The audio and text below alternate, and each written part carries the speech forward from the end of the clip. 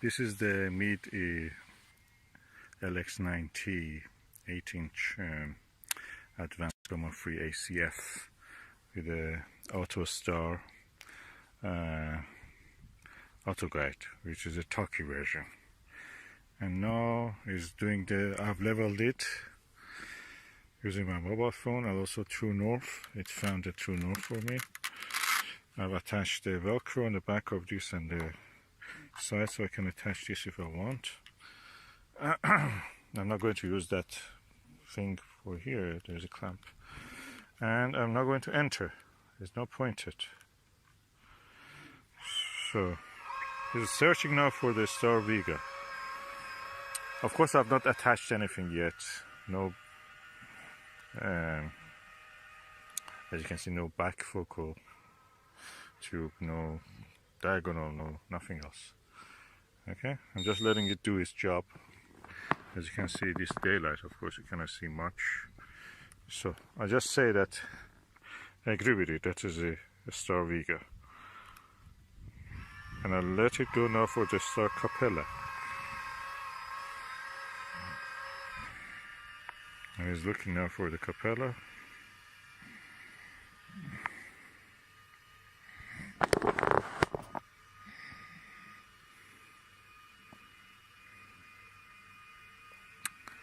Of course, if it was in the night time, I would have actually tried to see if it is really in center. I would train it and other things. It's correcting itself. Okay, so I can now press enter if you see it. Of course, I cannot see the Capella at this time of the day. The sun has just set, so it's not visible. But let's just say enter. I agree with it. So now align successful. Object. Okay. I want to see the object. So let me see what object it has. Press the enter object, and now it goes to solar system. And I say again enter, and this goes to all the objects in the solar system that are in the library of this. So Mercury, no. Oh, sorry, I have to go here actually. It's a weird system. Mercury, Venus, you have to press this and this. Venus, Mars. I'm testing it just to see Jupiter. Jupiter must be around somewhere in the horizon, above the horizon. So I enter. It must be in that direction somewhere.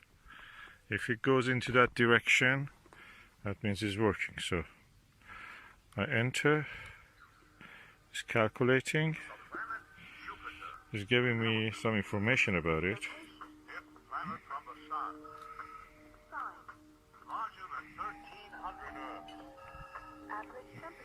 Minus 110 degrees Celsius. 63 discovered so far. Nickname: the King of Planets. Okay, very basic stuff. Distinguished by its giant red spot, thought to be comprised of a raging storm of hydrogen and ammonia. So it says it's minus 5 degrees behind the horizon, or is under the celestial equator. Let's see anyway. Impressed by its colossal size, ancient Roman astronomers named the colorful behemoth after their primary god, Jupiter, or Jove. Later philosophers attributed happiness to the planet. It's not reason, so it doesn't tell to me. Oh, I've not entered the correct time, by the way. It says 3:10 a.m. The time now is around, around 9 o'clock. Let me just enter the correct time. That's another session. This is inside of the Meade LX90.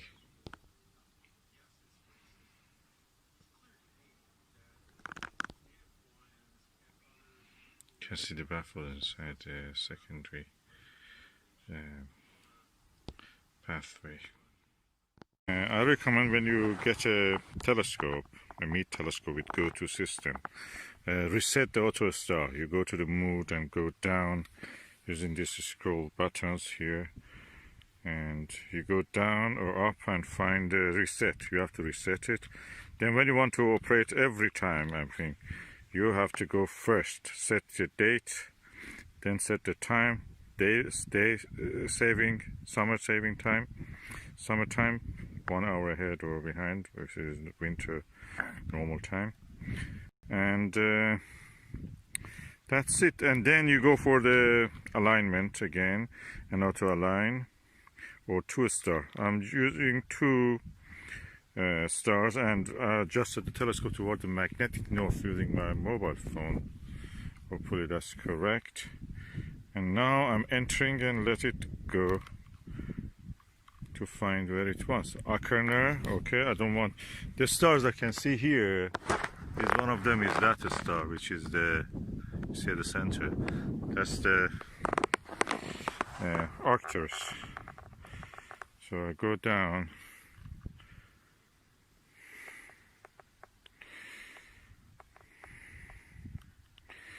To find the Arcturus.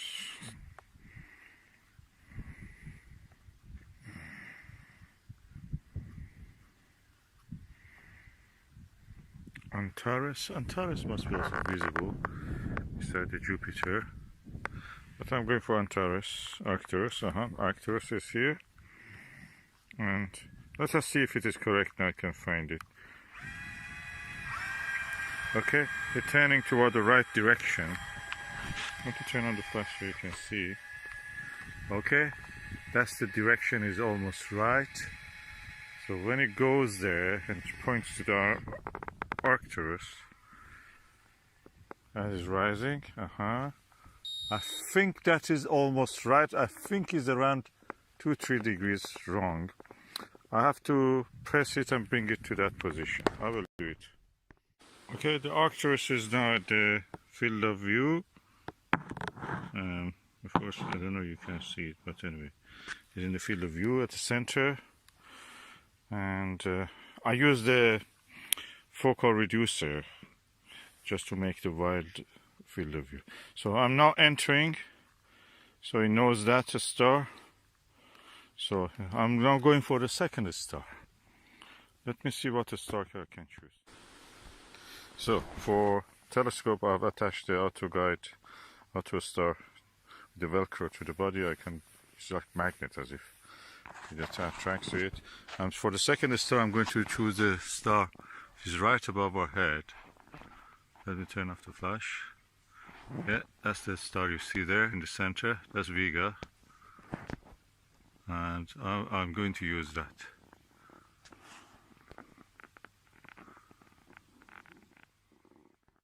I've not chosen the star Vega.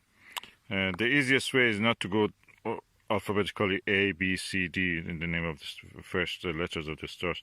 Go upward, scroll upward, and reach from the end to the beginning. So I'm now going to enter this, and telescope will start to slew toward the target, as you may be able to see.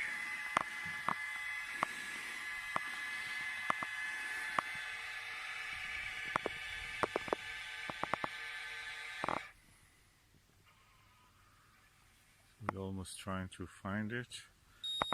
Of course, I will try to help it because it's the first time I'm using this with this system. So I have to bring it to the center. I will do that.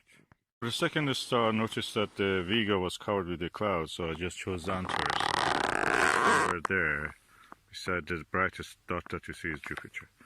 So what I'm going now is to press enter, and this is calculating. Alignment successful. I'm now going to choose the object. So I press enter again. Solar system, and this is going to Mercury. I want to go for Jupiter, so I'm going down. Venus, Mars, Jupiter. Okay. If I enter now, this will go to talk about it. I don't want talk because I've listened already to that. I want it to go to Jupiter. So yeah, dead center. Dead center. We have the Jupiter dead center. Auto align successful. -110 degrees Celsius. 63 to far. Amazing. I have it at the center now. Of planets. Oh, lovely. Okay, what is important is that you're not just centering them, it's tracking them. That's very important. So I may later try to do some astrophotography. I'm just learning this system, how it is, and I'm really enjoying it. I'm now watching the M22, the globular cluster in the Sagittarius, which is somewhere there. The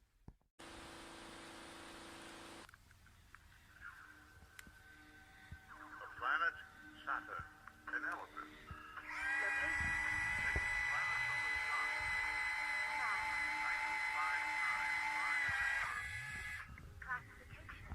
A gas giant.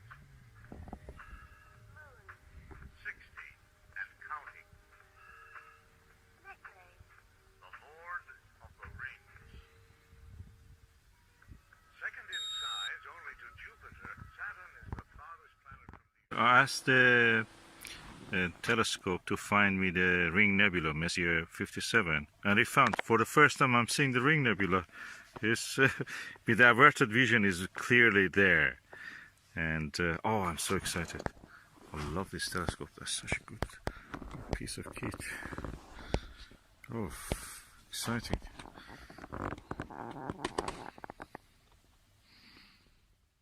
I'm now seeing the M13. I don't remember, have I seen M13 before in the binocular? Probably at 1240 I had. I never saw it with a telescope. That's clear, it's there. It's a very fuzzy thing. It looks like a comet, but it doesn't. I have to really darken up my eye, but there is a little light here, as you can see. And anyway, it's beautiful. It's there.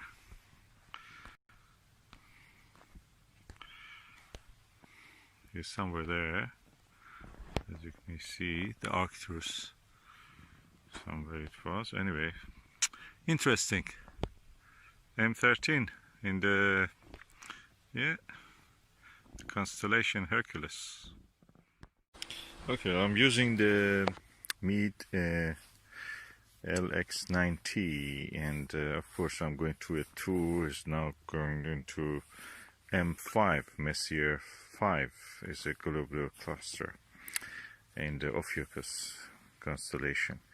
What I was noticing is that when I was using this is that when I need to, when you want to look through the eyepiece, you need to hold your hand somewhere and just be sure that you can keep your head at a good distance from the eyepiece. So these handles come useful, very good for that. I always wondered, because they are not good for carrying or lifting the telescope. For that, I don't think they have done a good design. It's not clear where you have to hold it to lift it. These ones are not really for lifting. But anyway, you can use it, but they're not designed for that. I think the design is just for holding it when you're observing. And it's very sturdy, actually. When you hold it, no vibration in the eyepiece. That's amazing. I love this setup.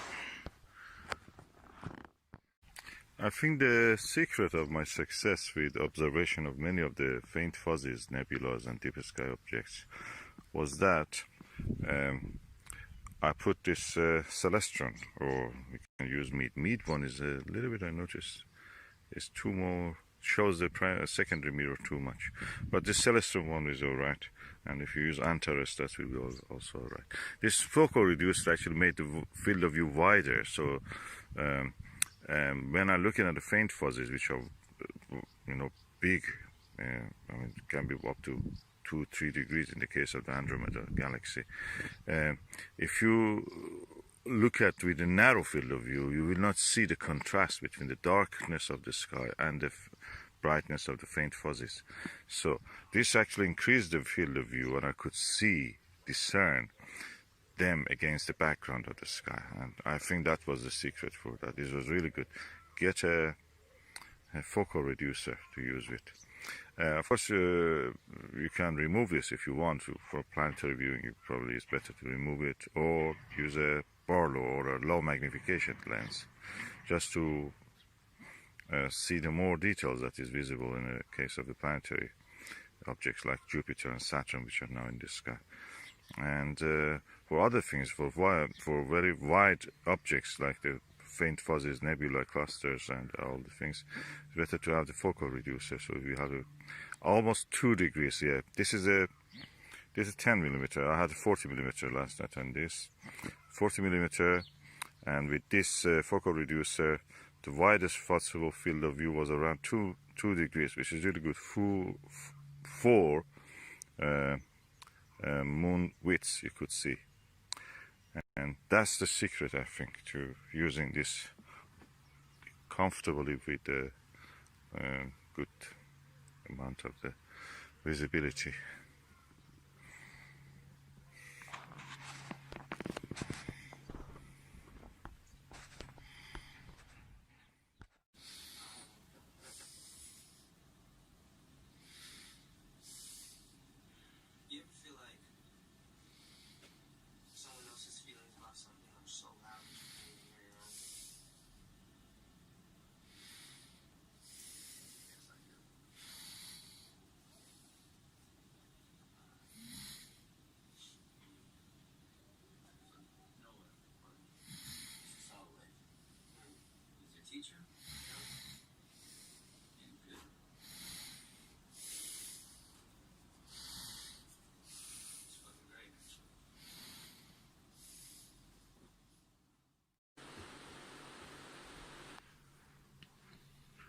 One of the moons of the Jupiter is now very close to it. It's probably Io. I tried to capture it in a photo.